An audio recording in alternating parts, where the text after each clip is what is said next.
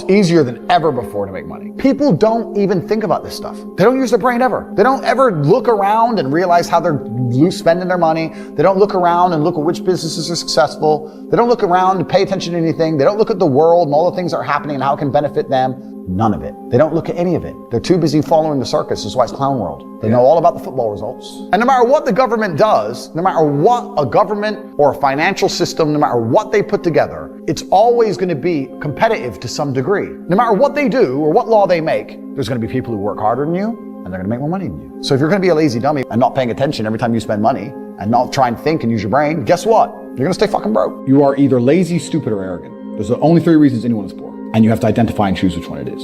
The majority of people are not the one they think they are. The unfortunate reality about money is that you are competing. So it's player versus player. It's like anything in the world. If you want that beautiful girl, so does everyone else. You have to win the competition. You want that car, you have to get it first. You want that money, everyone wants that money. You have to compete. It's competitive. Business is competitive. The average people come to me and say, what do I do? I'm just the average guy. And my only answer is stop being the average guy. It's my only answer. You can't just be the average guy anymore. The idea from the 1950s that you can just be the normal, average, law-abiding, hard-working citizen and you'll have a good life is gone. Any man out here who goes, I'm just going to work hard, do my bit, and obey the laws, and I'll have a good life. No, you won't. No, you will not. Just doing your job is never going to make you rich because you're just going to be taxed into infinity and you're going to stay broke. So just obeying laws and doing your job now has set you up to be a peon and a slave for eternity. You have to get yourself in a position where you're making enough money that, I'm not saying laws can be broken, but there certainly can be bent, and understand you're living in a world where the matrix can be cracked. You can make a bunch of money, but you need to take responsibility and do it. People ask me questions about their happiness and motivation and depression, and I'm seen as this guru. But truthfully, if you think about it, life as a man was always shit. Name a period of history where life as a man wasn't shit. Do you wish you were in World War II? Was life as a man in the year 700 any better than it is today? Look at all the battles where men charged at each other with spears, just getting stabbed to death. Whether you win or lose, whether you survive or not, being a man has always sucked. And now, being a man still super sucks, but it's probably the best it's ever been. I see other people live their lives and they're like, oh, I can't wait for the weekend because I want to watch this movie. I think, who cares about a movie? You're looking forward to the weekend for a movie? Looking forward to the weekend to get drunk? Like, these things to me are so mundane. They mean nothing. And if I don't fight, if I'm not in a situation where I'm stressed or worried or concerned, I'm just perpetually bored. And boredom's crippling. If you're an intelligent person and you've got a good brain on your shoulders, you can't just sit there bored. The fact that you accept that it is hard is why you've already chosen to lose. Winners don't accept these facts.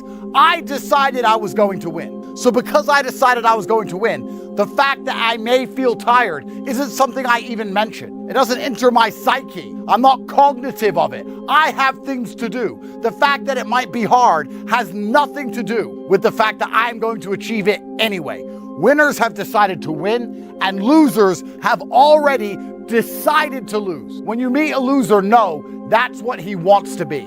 He wants to suck. He wants his family to struggle. He wants his mother to say, I have cancer and I can't afford the chemotherapy. That's what he wants. He decided that's what he was going to be. I've never seen a man who decided he was going to be a winner fail, ever. Before I had anything, long ago, I decided I was going to be a winner. I used to say to Tristan, I'm going to travel the world and I'm just going to have money. I'm gonna have a nice watch, I'm gonna have girls, a fast car, I'm just gonna have money. I'm gonna be in Hong Kong in the fucking Shangri-La. Everyone's gonna know my name. The second I decided I was going to win, I never once again complained about being hungry, about being tired, about the fact it was hard, about the fact I was sad, about the fact I lacked motivation. I decided to win, and all of those thoughts evaporated from my mind. And if you still acknowledge these things, if you still talk about these concepts as if they are real, then you have decided to lose. The number one habit that people need to adopt, and this is a habit I had for a very long time, every single time money is spent, you need to identify how your money was taken from you. And I say taken because money can't be made. Money is taken because the only people who can make money are the governments. If you're a government, you can make money. You can print it from thin air or a bank. But if you're a person, you're not making money. You're convincing other people to give it to you. You're taking money from others. So every single time you spend money on anything, you need to identify how it was taken from you. When you go and buy a coffee, don't just go buy the coffee and sit down. Sit and say, why did I buy this coffee? Okay, I really want coffee. Yeah, but then why did I go into this store and not that store? Is it better advertising? Does it have less of a line? Do they have seating? How did they convince me to come in here? How much did this coffee cost? £6. What's the profit margin on that? Probably £5.50, £5.80 probably by the time. The cup probably costs more than the coffee. The coffee is just water. How did they convince me to spend £6 in this place? And when you sit there and analyze and you all start to learn little lessons about business, you'll learn about the importance of the signage. You'll learn about the importance of there being no queue. Yeah. So that if you ever run a business, people don't think about this stuff. No one's gonna sit and wait in a long ass queue. Maybe some idiots will, but people like me won't. We've got shit to do, right? My time's worth money. I'm not gonna stand and wait in line. So you have to identify how your money is taken from you. If you start doing that with every single time you spend anything ever, you're gonna start to identify business opportunities, and you're gonna sit there and you're gonna have coffee and you're gonna go, you know what? They could have sold cake and they didn't. Could I outcompete this place? Let's imagine I had the money to start a coffee shop right next door. How would I outcompete them? Well, I'd have cake, because they don't have cake. And when people complain about things being difficult and saying how hard it is to succeed, I try and reframe that and say that difficulty is the barrier that prevents everyone else from taking what you want. The girl you want, someone else wants. The money you want, someone else wants. The car you want, someone else wants. If it wasn't difficult, it'd already be gone. There has to be a rainbow for the pot of gold to be at the end of. Because if the pot of gold was at the beginning of the rainbow, there wouldn't be any gold. So all of the difficulty that you feel as a young man when you wake up and you think this is gonna be really hard, I can't find a way to make money, girls won't talk to me, I don't like going to the gym, I don't wanna train, all that difficulty is actually fantastic. That's the barrier that's prevented everyone else from stealing your glory. So when you feel difficulty, you're heading in the right direction, like a video game. When you find enemies, you're heading in the right direction. When you feel like life is getting hard, you know you're doing something right. And I think that's my primary message to young men. And not everybody's gonna win, but I do believe those who deserve to win, those who are truly prepared to suffer enough to win, will win. And you have to believe the universe is fair in that way. You need to have an outlet in your life that's going to benefit your life. Doesn't matter what it is. Go do push-ups. I'm so angry. If you're so angry, you want to talk how angry you are like a tough guy, show me 1,000 push-ups. Come on, you're so angry, move them arms.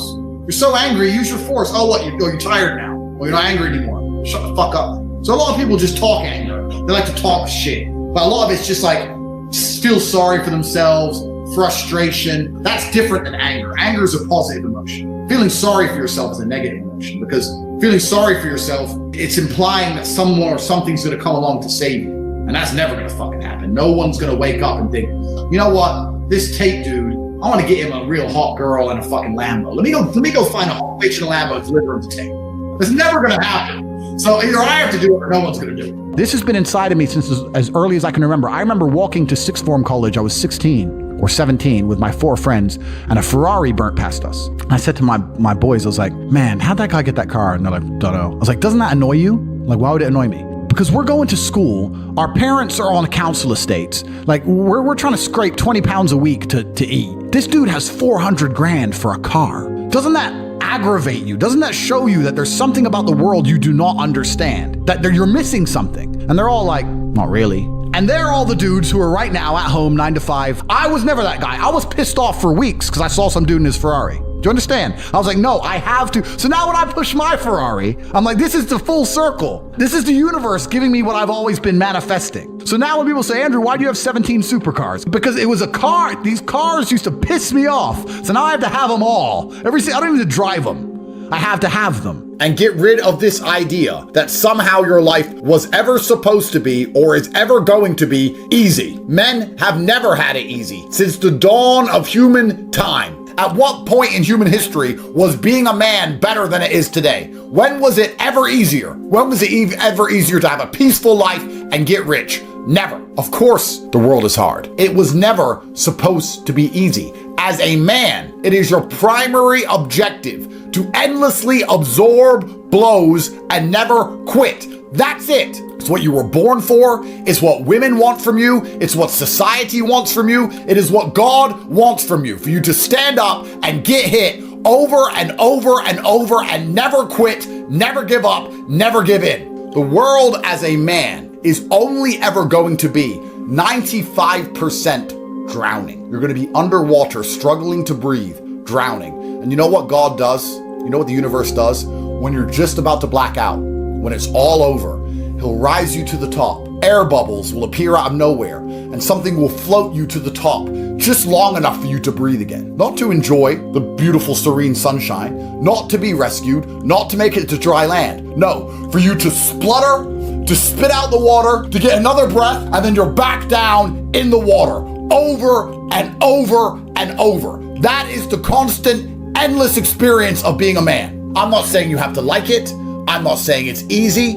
I'm not saying I don't wish it was different, but I will tell you that I have learned the only thing, the only skill that matters on this planet is endless persistence, stubbornness. The young men of the world want a hero to look up. And you can't be a hero sharing the chores. You can't be a hero reading books in bed. You can't be a hero without a fight. You can't be a hero without lots of money, without being big and strong. You can't be a hero without winning against insurmountable odds, against the mainstream media, against the Matrix, against jail, in the ring. The young boys of the world want a hero. If your life was heroic, they would be interested in you. But you can sit on your podcast and pontificate about traditional masculine role. You're not a hero. Nobody gives a shit about you. I am the one who is suffering, which is why my life is so fantastic, because I talk about how great it is to have a hard life. I love getting arrested and thrown in jail and having my house raided and guns waved at me. I love it. It's what I'm made for. And you only have one person you're competing against, and it's the person you created, which is nothing more than a better version of yourself. Egos are extremely important. Egos have always existed.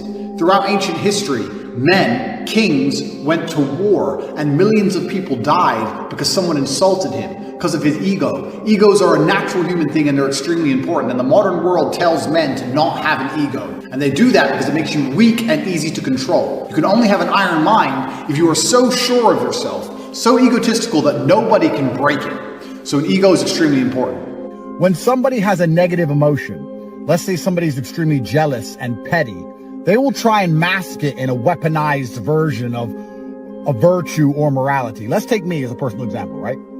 There are people who will tweet all day, Andrew Tate's a human trafficker. Cool, fine. That's what you believe, supposedly. These people are petty, they're jealous, they're unhappy, they're semi-autistic, and they're sad. And they feel negative emotions inside, but they mask it. And we're seeing this now, right?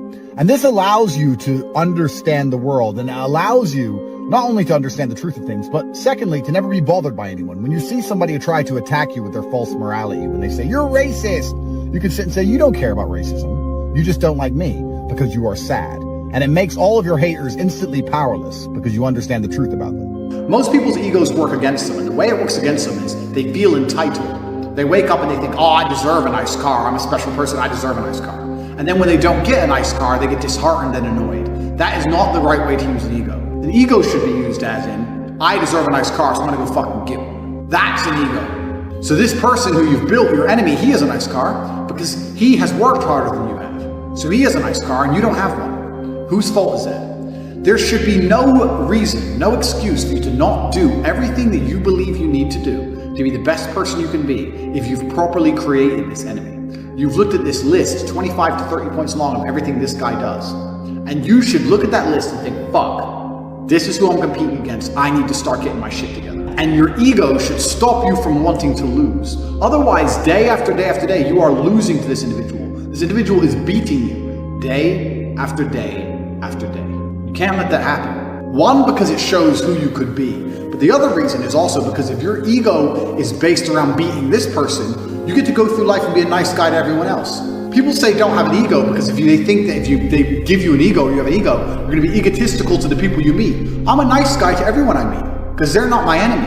I'm not combating against them. I'm a nice guy to every person. I'm a nice guy to every woman. I say please and thank you. I'm a nice person, but I do have a massive ego. But my ego comes into play when I'm fighting against my enemy. Many people, when they get to a losing position, think, it doesn't matter, I don't have to make the best move anymore. I actually disagree. Maybe 9 times out of 10, the best move won't save you, but that 1 time out of 10, the best move might be just enough to save your ass. And on a long enough time frame, if you play the game repeatedly, day after day, taking risks, always making the best move regardless of whether you're winning or losing, it will compound into an upward spiral of never-ending success. You might end up somewhere near me. We might have dinner one day. You might stop being a brokey. You might stop being a loser. If your girl leaves you, the best move on the board perhaps is to go to the gym, perhaps is to send her flowers, perhaps is to never text her again. But you should make the best move on the board regardless. Even if you don't want her back, you should still make the best move on the board. You should always think that way. What move will give me the best possible strategic position? That's how you think. That's how I think. Why does Tate do what he does? Tate does what he does because he trusts God to show him the best move on the board to enable him to build a position of resilience against the hordes of demons. Best move on the board is how you should approach your life. Next time you're in a situation, you should sit and say, okay, this is a bad situation, I'm fucked. But what's the best move I could possibly make? What's the outcome I would like? What's the most likely move to give me that particular outcome? And you'd be surprised what some of them are. I had a guy email me the other day saying he lost his job because he was the worst salesman. I said, well, then you deserve to lose your job. That's how sales works. It's fearsome. He goes, well, I don't know. What should I do? I said, what's the best move on the board? He goes, well, I really want the sales job. I think I can get good at it. I said, well, then work for free. So do you have another job yet? He said, no. Okay, while you're applying for other jobs, instead of sitting around on your ass at home, keep working for free for the company for 2 or 3 weeks and see if you can turn it around. And he tried that. And he couldn't because he's shit at sales. But the point is, if he would have sat at home doing nothing, it wouldn't have helped him. The best move on the board was to try and prove to his company that he's actually worth something. If he was worth something, in those 2 or 3 weeks, he might have turned it around and got his job back. He still got to apply for new jobs. He didn't lose anything besides what? Sleep? But it's all you fuckers seem to do for some reason. You wonder why you don't get anywhere. Think about it. Best move on the chessboard, that's how I want you to approach your life, ladies and gentlemen. It's the mental model in which you should apply to scenarios to deduce what is the best possible action. Because if you're always making the best move and very rarely making the worst move, it's pretty hard to lose. It's player versus player out here. The world is not about even fairness. The world is about winners and losers, and everyone is competing against each other. You are competing against me. I'm competing against you. You're competing against your friends. You're competing against your enemies. You want $1, so does everyone else. You want that hot girl, so does everyone else. You want that house, so does everyone else.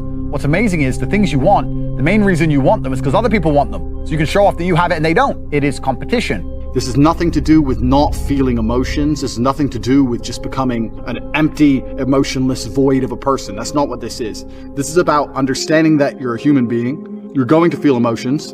This is a beautiful thing. And making sure that you use them in the correct way. A, and B, you do not ever let them stop you doing what you're supposed to do. I don't need motivation to go to the gym. I cannot want to go with every fiber of my being and I will still be there because I use my cerebral ability, I use my mind, and I logically decide what I'm going to do with my day regardless of how I feel, regardless of whether I'm motivated or not. Life is just getting things done, doing the right things, doing the important things, making sure they're done efficiently and thoroughly so that you live the best possible life. It's as simple as that. It's not particularly complicated. Motivation, inspirational, I've never been one of them people. I don't believe in motivation, inspiration. I don't believe in that crap. I don't believe that you need motivation to get things done. I'm not going to sit here and just talk a whole bunch of motivational things to make you feel good. What I'm going to do is I'm going to tell you the things I always did that allowed me to put together the mindset I currently have.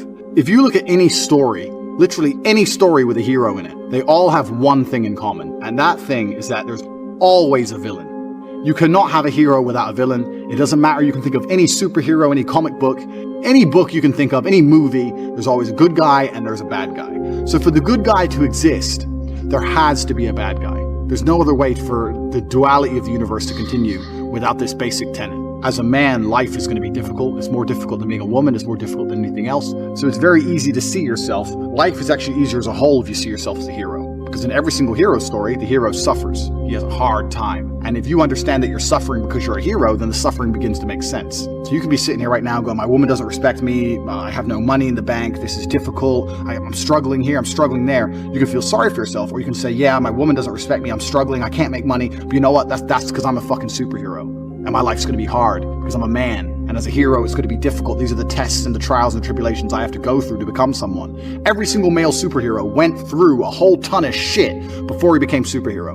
You've seen the Batman movie. His parents died. He was locked up in jail. All these bad things happen, and then they emerge as the hero. And this is done for a reason, because it's the reality of life, especially as a man. So right now, you have to understand that you're the hero in this movie. And if you're struggling for a very important reason. And how you handle these struggles and how you deal with these struggles are going to decide the kind of person you're going to be afterwards. You're either going to be a superhero or you're going to succumb to them and you're going to fail. So be happy that you're struggling, because that's important. And a bunch of other guys, you don't understand how it feels to live with depression. My life's shit. If I send him an email, eventually he'll understand my depression and that will fix... Bro, I don't give a fuck how depressed you are. And the world doesn't give a fuck. No one cares about how depressed you are. No one gives a shit. I don't understand why people who are sad or depressed are so desperate to convince happy people like me that their life and their mindset is correct and okay. It's okay to be sad because I'm a fucking loser, and you don't understand it's okay because I'm a fucking loser. All right, bro, chill, you're a loser. I agree, you're a loser, so you're a loser.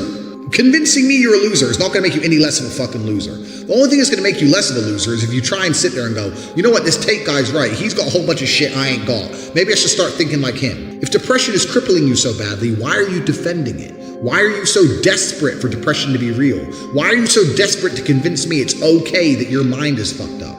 Why are you trying to change the thoughts of a happy person?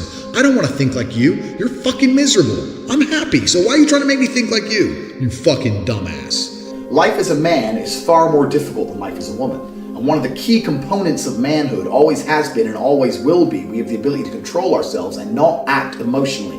Females are more emotionally driven, more emotionally impulsive than a good man should be. Saying that I felt like crying so I cried, this makes me a real man, is as stupid as me saying, well, I felt like smashing his face in, so I smashed his face in. This makes me a real man. No, the hallmark of a real man is controlling himself, controlling his emotions, and acting appropriately regardless of how he feels. And throughout human history, this is exactly how men had to live their lives. Do you think that the teenagers storming the beaches of Normandy felt like crying? Of course they did. But they also knew that that wasn't the correct thing for them to do. They had a duty to commit to, they had an honor, and they did what they were supposed to do regardless of how they felt.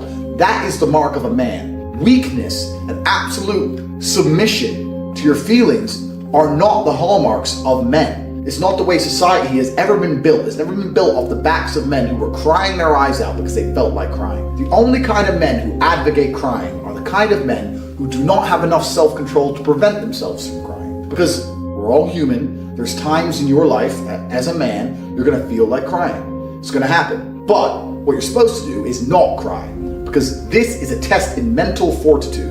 And there is no physical fortitude, there's no financial fortitude, there's no other type of fortitude without mental fortitude. So when you feel like crying, you ensure you do not cry, and you act appropriately as a man should. The men who say no, succumb instantly to your emotions, are the kind of people who have no self-control. And let me tell you something about men who have no self-control. Men who live without self-control are the kind of men who cry when their girlfriend cheats on them, because she certainly does, because she doesn't respect the little crybaby, and she's only with you because she's ugly as fuck and she has to settle for a little soy boy pussy like you. And these guys sitting there, what they're trying to do by telling you to cry is drag you down to their level. If you could build yourself from the ground up, if you could literally just, like from a video game, just tick characteristic boxes and build yourself, nobody would choose to be a liberal soy boy. Nobody would choose to be a small, weak guy who has to cry when he gets upset. Everyone, when they get that application form from God saying build yourself for your next life, would tick tall, strong, smart, mentally tough, doesn't cry, gets pussy, rich. They tick all the things they tell me I'm bad, all the assets I have, everything that I am, they tell me is bad. But if they had the choice to have these things instantly, they would sign up. And the reason they don't have these things is because all of these things come with hard work. Whether you're happy or you're sad right now, let me explain something to you that's absolute a fact. Somewhere on this planet, there is someone who is your age, may look a bit like you, who was just given some bad fucking news. Either they were just given a cancer diagnosis and given 2 weeks to live, or the police just knocked on the door and said, your family's dead. Yeah, a cement truck ran them all over. They're splattered all over the road. My family? Yeah, all of them. There's someone your age who just got given some bad fucking news. And if you were to sit there and explain to them your problems, they would swap lives with you in a heartbeat. And this is what most of you motherfuckers don't understand. You're not grateful for what you have because you don't understand and don't anticipate that there's someone out there who would do anything to have what you have. I'm not even talking about me with my Lambo and my beautiful women and all my shit. I'm talking about just a normal, safe life where you can watch hate speech YouTube videos and no one's gonna bomb your house. There are people who would do anything to trade with you. And if you were to sit there and try and explain to them all your problems, yeah, but you don't want to, I'm depressed and I have no girlfriend and it's hard to make money and my life's hard, and you were to tell them all your stupid reasons that you don't like your life, they'd sit there and listen to them all and go, okay, yeah, no problem, let's swap. And they'd sign on the dotted line because they understand what real problems are. They have genuine issues. You don't have any fucking issues. If you're watching this right now, you have no real fucking issues. Your life is good and someone would do anything to be you. And if you understand that and you understand that completely, then it's very easy to be grateful for what you have, and by extension, it's very easy to be happy. So if you're not a millionaire and you're not happy with your life, guess what? You are where you deserve to be. This all, I had a bad luck this, or I tried this, or I can't pull off that, blah, blah, blah, blah. It's impossible to exist somewhere where you're not comfortable. If I were to say, lay on these red hot stones, and you tried to do it, you'd get up and move because it hurts, it's not comfortable. You have to get out of that position. if you look at your lives, your life is in a shit position, but you don't move. You don't do anything about it. So if it was really, truly uncomfortable to you, like those red hot stones were, you'd change something. But the fact you refuse to change something shows that you're pretty comfortable where you are. So this whole motivational shit is all garbage. All you fuckers are exactly where you belong. I'm where I belong. The top of the mountain with a fucking Lambo, Bentley, Aston, 5 houses, 6 million in liquid cash and 20 girlfriends. This is where I fucking belong because I refuse to stay anywhere else. And if you motherfuckers are still sleeping sound at night, you're gonna stay exactly where